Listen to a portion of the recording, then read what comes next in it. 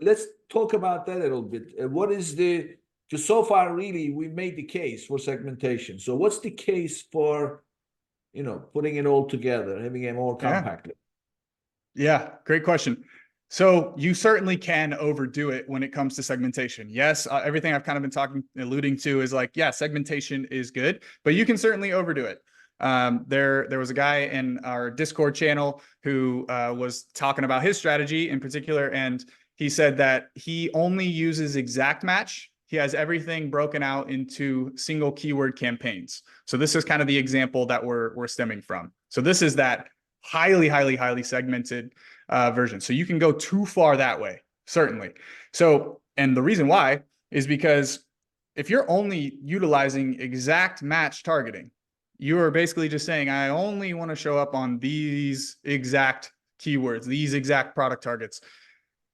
You are severely limiting the reach of those. Now you could say, well, I have every single possible keyword that my product could ever need to show up on built out in single keyword campaigns. And to that, I'll say, good job. Like, do you obviously aren't super interested in like branching out and learning.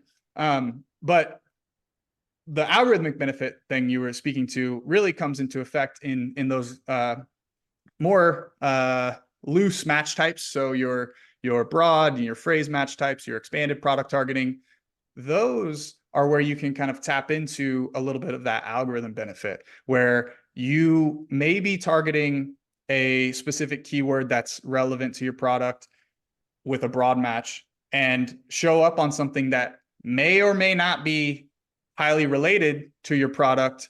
And maybe it's not something you would have thought of, basically. It's not something you would have seen in a Helium 10 keyword research or something like that.